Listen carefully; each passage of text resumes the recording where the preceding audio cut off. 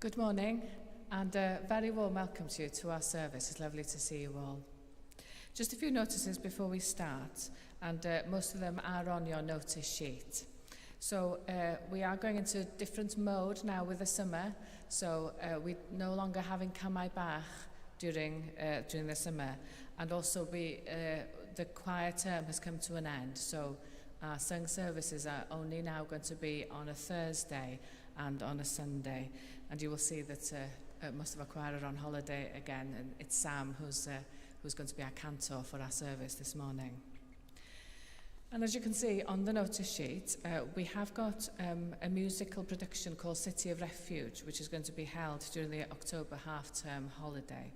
And if you would like to be involved in that, because we are looking for extra choir members, then just let me or let Anya know.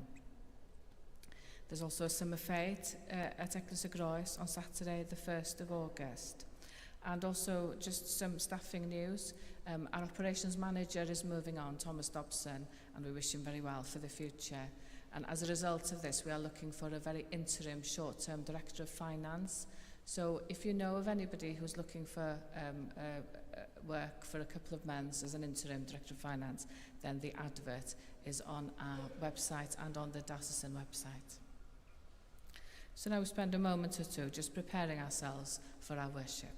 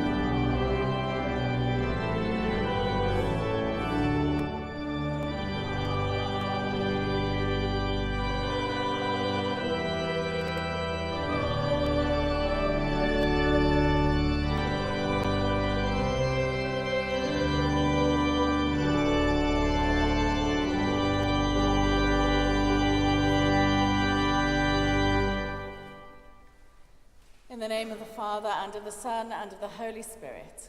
Amen. Grace and peace be with you. And keep you in the love of Christ. Heavenly Father, all hearts are open to you. No secrets are hidden from you. Purify us with the fire of your Holy Spirit, that we may love and worship you faithfully. Through Jesus Christ our Lord. Amen. In the power of the Holy Spirit, the spirit of wisdom and understanding, of counsel and might, and of knowledge and true godliness, we bring before God those things for which we truly repent.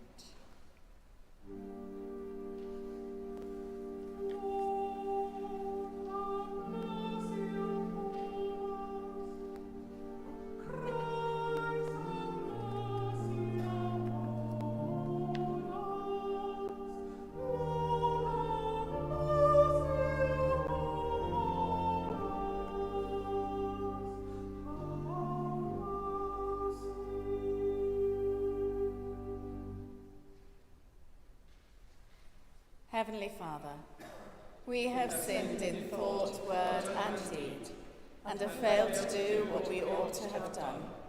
We are sorry and truly repent. For the sake of your Son, Jesus Christ, who died for us, forgive us all that is past, and lead us in his way, to walk as children of light. Amen. Almighty God, who forgives all who truly repent, have mercy on you, and set you free from sin, strengthen you in goodness, and keep you in eternal life, through Jesus Christ our Lord. Amen.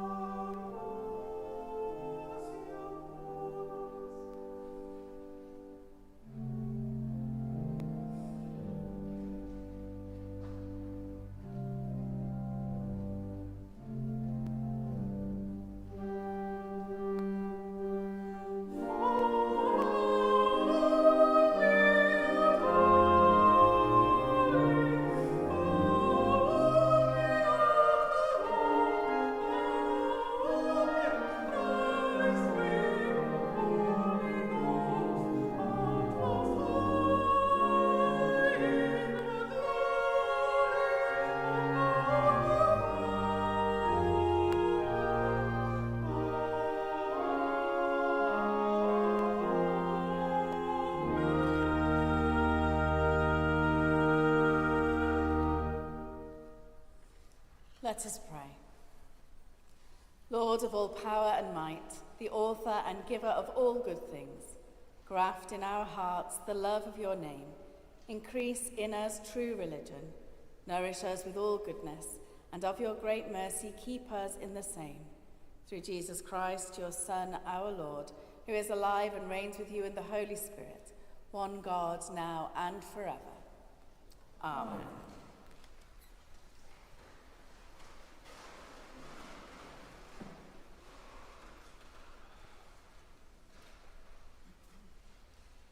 Teach me your way, O Lord, that I may walk in your truth. Give me an undivided heart to reveal your name. I give thanks to you, O Lord my God, with my whole heart. And I will glorify your name forever. For great is your steadfast love towards me. You have delivered my soul from the depths of Sheol. O God, the insolent rise up against me.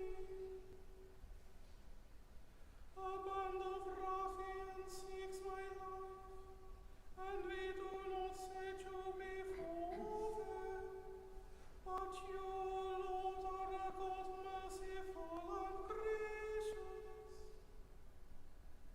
slow to anger and abounding in steadfast love and faithfulness. Turn to me and be gracious to me. Give your strength to your servant, save the child of your serving maid. Show me a sign of your favor, so that those who hate me may see it and be put to shame. Because you, Lord, have helped me and comforted me.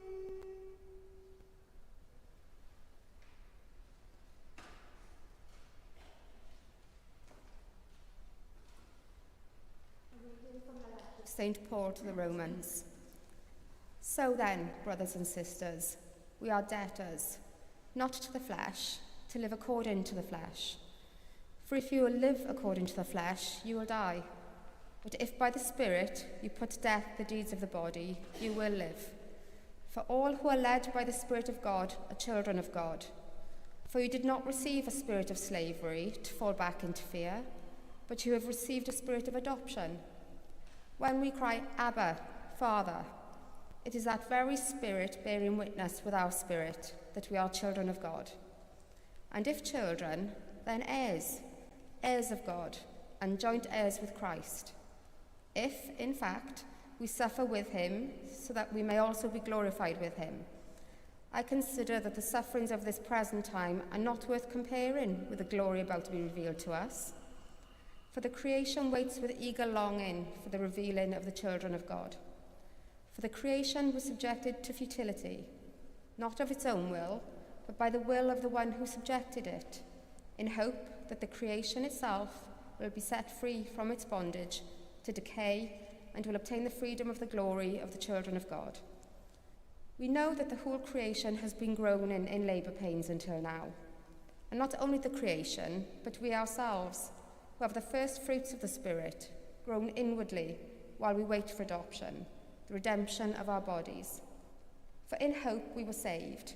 Now hope that is seen is not hope. For who hopes for what is seen? But if we hope for what we do not see, we wait for it with patience. This is the word of the Lord. Thanks be.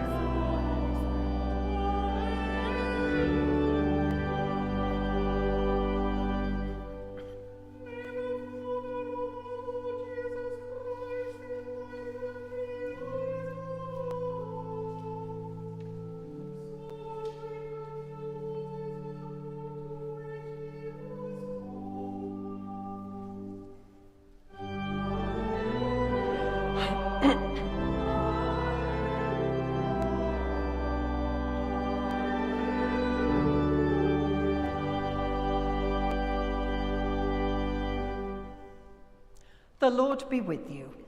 And also with you. Listen to the Gospel of Christ according to St. Matthew. Glory to you, O Lord. Jesus put before them another parable. The kingdom of heaven may be compared to someone who sowed good seed in his field. But while everybody was asleep, an enemy came and sowed weeds among the wheat, and then went away. So when the plants came up and bore up grain, then the weeds appeared as well. And the slaves of the householder came and said to him, "Master, did you not sow good seed in your field? Where, then, did these weeds come from?" He answered, "An enemy has done this." The slaves said to him, "Then do you want us to go and gather them?" But he replied, "No, for in gathering the weeds you would uproot the wheat along with them. Let both of them grow together until the harvest. And at harvest time I will tell the reapers, 'Collect the weeds first and bind them into bundles to be burned, but gather the wheat into my barn.'" Then he left the crowds and went into the house. And his disciples approached him, saying, "Explain to us the parable of the weeds of the field." He answered, "The one who sows the good seed is the Son of Man. The field is the world, and the good seed are the children of the kingdom. The weeds are the children of the evil one, and the enemy who sowed them is the devil. The harvest is the end of the age, and the reapers are angels. Just as the weeds are collected and burned up with fire, so will it be at the end of the age. The Son of Man will send his angels, and they will collect out of his kingdom all causes of sin and all evildoers, and they will throw them into the furnace of fire, where there will be weeping and gnashing of teeth. Then the righteous will shine like the sun in the kingdom of their Father. Let anyone with ears listen." This is the gospel of the Lord. Praise to you, O Christ.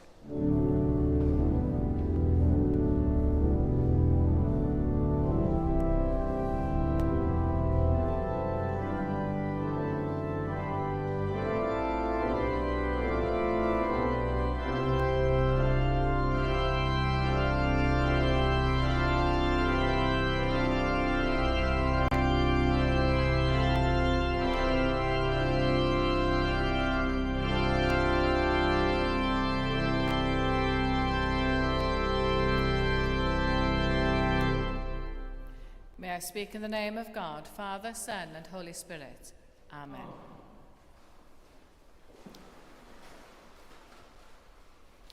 I'm quite keen at the moment to try and find some time to go to the cinema to watch the film, The Odyssey. I don't know if it's a film that some of you are going to try and see over the next few weeks as well. Over the last week or so, social media, though, has decided that I need to understand a little bit more about Greek mythology, and I need an introduction to it, because videos keep appearing explaining the background to the story, the gods and their heroes, and all the things that people should know before seeing the film. Now, stories like The Odyssey contain some of the great narrative plots that have shaped stories for the last thousands of years. There is the idea of the voyage and return, the hero's quest, the overcoming of monsters and obstacles. In one form or another, these stories keep reappearing, whether it's Homer, Shakespeare, the Mabinogi, or the latest Hollywood blockbuster. We seem to be drawn to these stories, don't we? These big stories about courage, struggle, and triumph. Now, Jesus, as we know, was a great storyteller too. But in many ways, his stories was the opposite of these grand, heroic narratives. He didn't often speak about kings and kingdoms or heroes, and certainly not monsters. But instead, he spoke about farmers sowing seeds, women baking bread, labourers in vineyards, merchants looking for pearls, and shepherds caring for sheep. These were ordinary stories about ordinary people doing ordinary things. But these stories, which we call parables, carried extraordinary depth. So a parable is not simply an illustration. It isn't a neat example with a single straightforward lesson. The more deeply we enter into Jesus' parables, the more we discover that they have layers and layers of meaning. They provoke questions rather than giving us the answers. They challenge us. Sometimes they make us feel quite uncomfortable. And just when we think we have understood their meaning, another question pops up. Just when we think we have understood, we realise there is more to discover. And I remember when I lived in Llysfaen, in the vicarage there, it wasn't obviously a vicarage, but when I lived in Llysfaen, we would often be visited by the Jehovah's Witnesses, or rather we were to begin with, and then when they realised that I quite liked the theological discussion too, they then tended not to come back. But one of the questions they raised with me was, why do all the awful things happen in the world? And they told me that the Bible has the answer to why evil and suffering happen. To be honest, I found this answer quite startling. How can anyone give a simple answer to the question that philosophers, theologians, and ordinary believers have wrestled with over the centuries? These questions: why does God allow evil? Why do innocent people suffer? Why are there wars, disasters, cruelty, injustice? Do you know the answer to this question? I'm not sure that I do.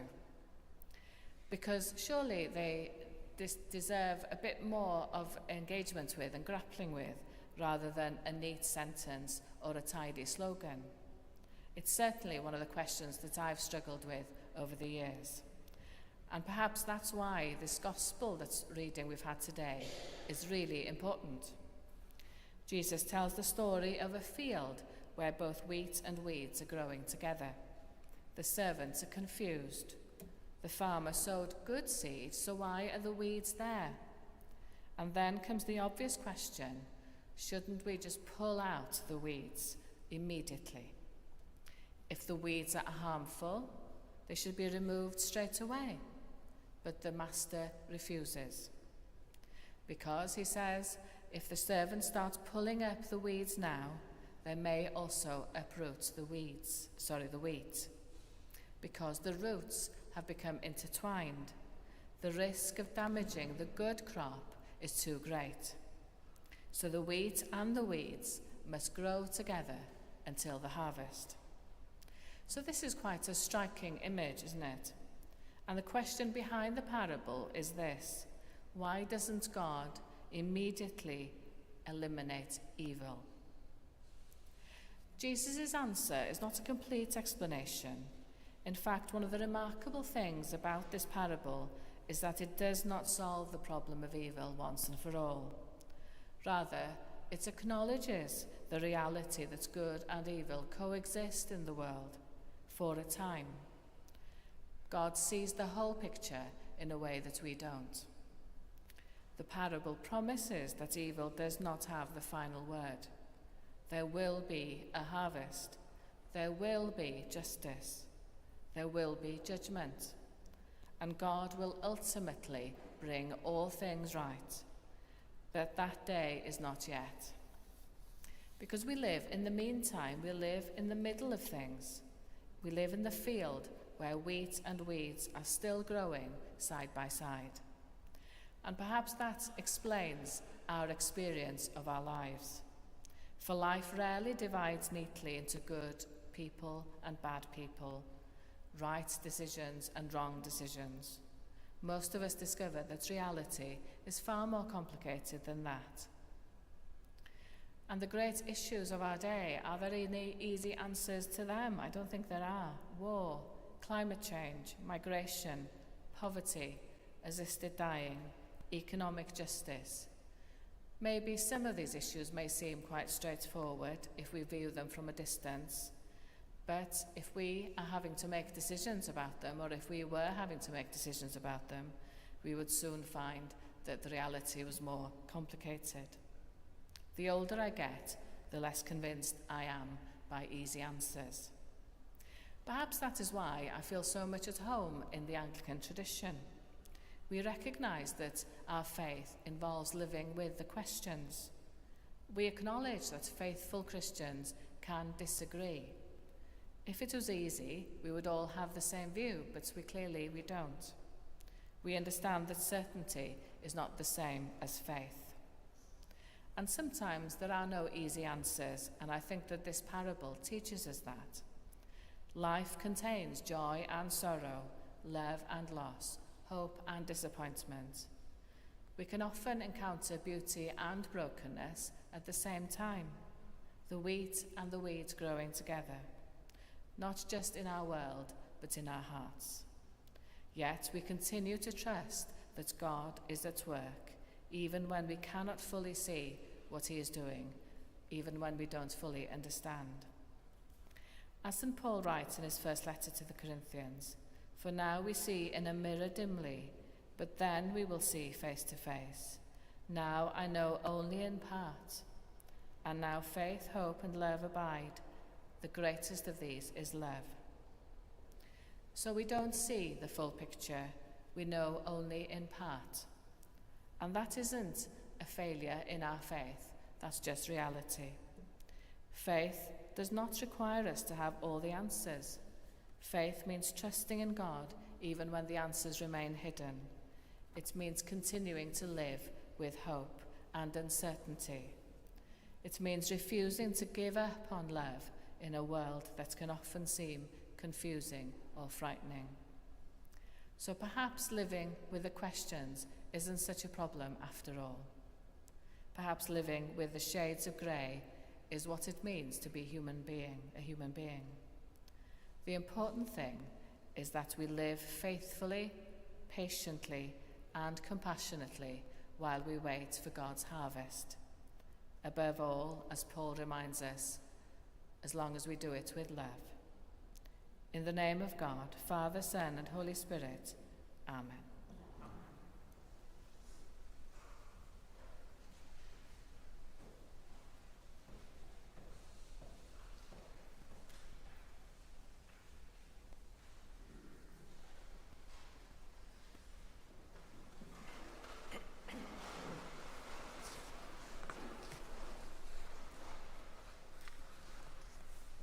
And so we affirm our faith in the words of the Nicene Creed.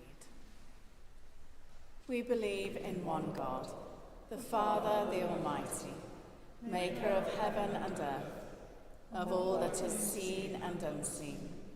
We believe in one Lord Jesus Christ, the only Son of God, eternally begotten of the Father, God from God, light from light, true God from true God, begotten, not made, of one being with the Father. Through him all things were made. For us and for our salvation, he came down from heaven. By the power of the Holy Spirit, he became incarnate from the Virgin Mary and was made man. For our sake he was crucified under Pontius Pilate. He suffered death and was buried. On the third day he rose again, in accordance with the Scriptures. He ascended into heaven and is seated at the right hand of the Father. He will come again in glory to judge the living and the dead, and his kingdom will have no end. We believe in the Holy Spirit, the Lord, the giver of life, who proceeds from the Father and the Son, who with the Father and the Son is worshipped and glorified, who has spoken through the prophets. We believe in one holy, Catholic and Apostolic Church. We acknowledge one baptism for the forgiveness of sins, and we look for the resurrection of the dead and for the life of the world to come. Amen.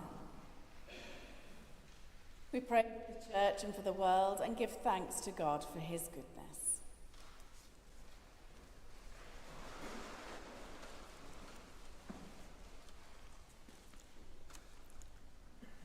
May the word of Christ dwell richly in our hearts and join us together in the bond of your love.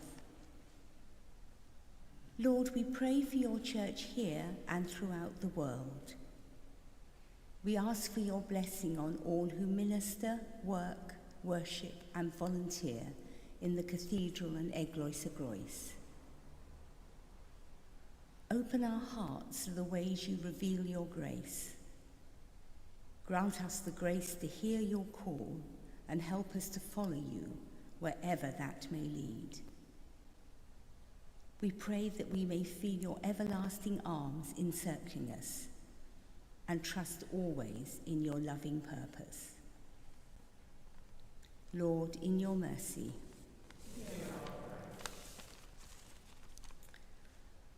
We pray for the many troubled areas in the world, for all those whom war and famine have robbed of homes, families and friends. In particular, we pray for the people of Ukraine and Russia and the Middle East.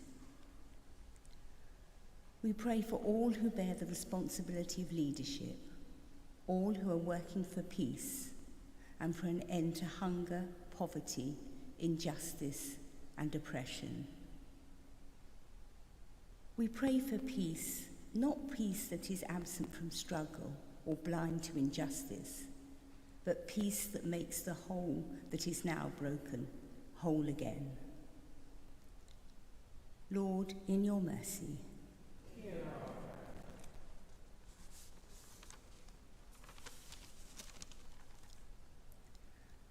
We pray for our community, for all those affected by the mountain fires, and for the firefighters struggling to deal with them. For all whom the high temperatures are making their daily lives difficult. We pray for all those families for whom the long school holidays are difficult and stressful due to shortage of money or concerns about their children's well-being. Lord, in your mercy. We pray for all in any kind of need, for the sick and their family and friends, for those waiting for treatment or to go into hospital, for the lonely, the housebound, the bereaved.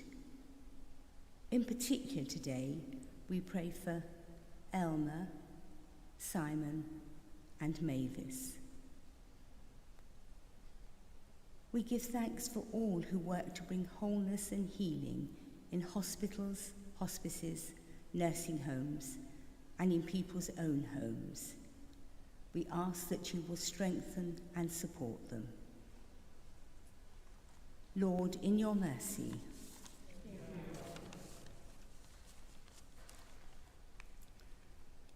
We pray for all those who have died recently, and for any whose years mind fall at this time. Rest eternal grant unto them, O Lord, light perpetual shine upon them. May they rest in peace, rise in glory. We pray that we may go out from this Eucharist nourished and invigorated by your body and blood, and filled with your Holy Spirit, so that through us the light of your glory and healing power may shine in the world. Merciful Father, accept these prayers for the sake of your Son, our Saviour, Jesus Christ. Amen.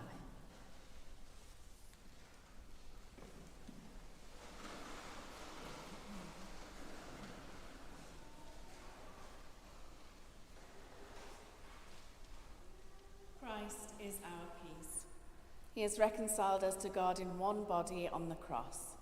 We meet in his name and share his peace. The peace of the Lord be always with you. And also with you. Let us offer one another a sign of peace.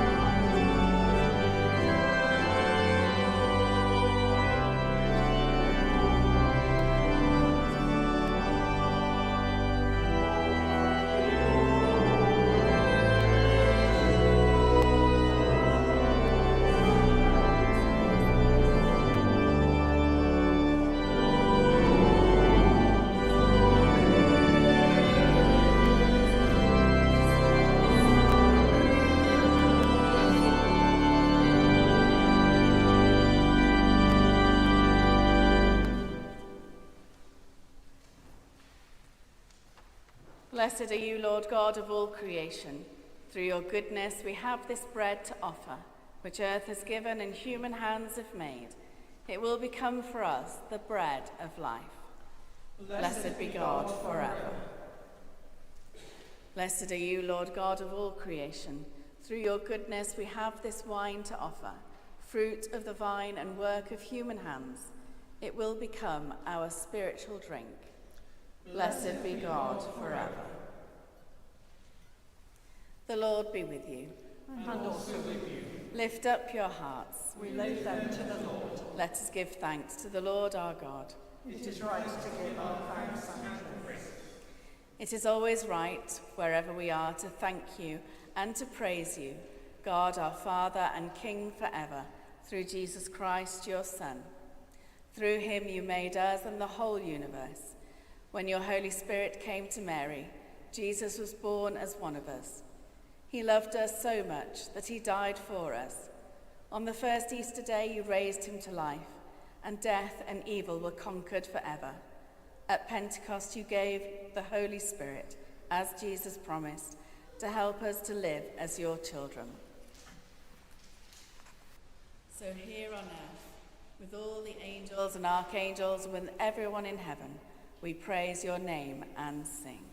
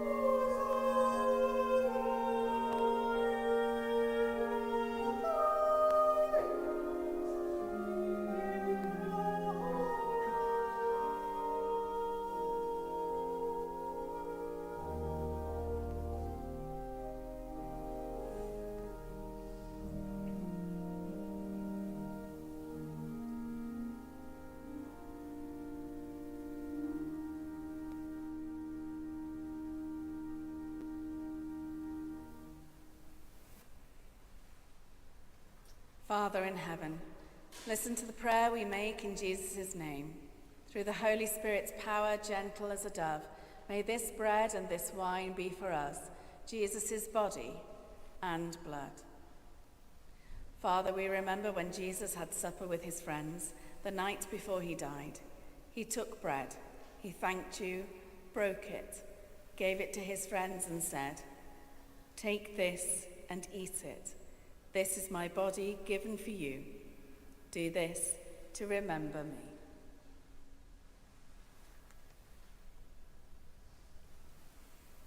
After supper, Jesus took the cup of wine. He thanked you, gave it to his friends and said, "All of you, drink from this cup, because this is my blood, the new promise of God's love. Do this every time you drink it to remember me." Together we remember that Jesus is always with us and say, Christ has died. Christ is risen. Christ will come in glory. Father, as we remember your Son, Jesus Christ, who died on the cross and rose again, we offer you these and all the gifts you freely give to us. Send your Holy Spirit to be with us and all who share this bread and drink from this cup. Help us to trust you. Bring us closer together and welcome us with all your people into Jesus' glorious kingdom.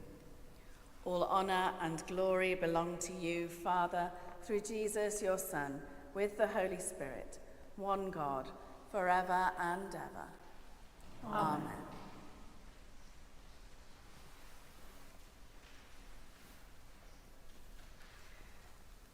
As our Saviour taught us, so we pray. Our Father, who art in heaven, hallowed be thy name. Thy kingdom come, thy will be done, on earth as it is in heaven. Give us this day our daily bread, and forgive us our trespasses, as we forgive those who trespass against us. And lead us not into temptation, but deliver us from evil.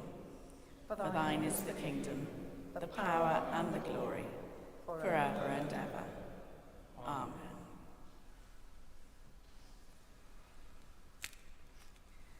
We break this bread to share in the body of Christ. Though we are many, we are one body, for we all share in one bread.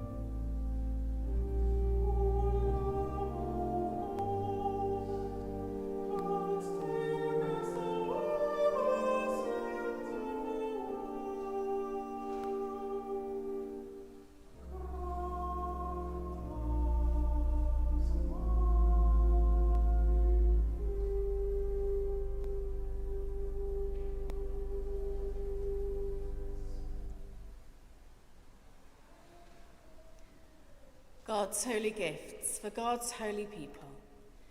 Jesus Christ is holy. Jesus Christ is Lord, to the glory of God the Father. Amen.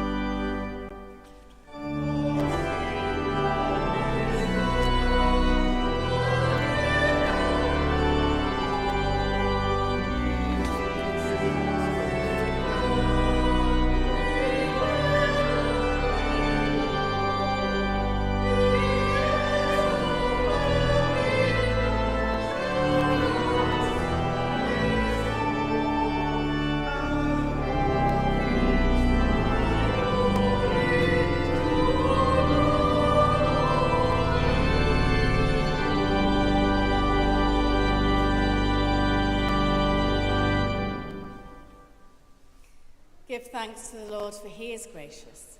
His love is everlasting. God of truth, we have seen with our eyes and touched with our hands the bread of life. Strengthen our faith, that we may grow in love for you and for each other. Through Jesus Christ, our risen Lord. Amen. The Lord be with you. And also with you. The Lord bless you and keep watch over you.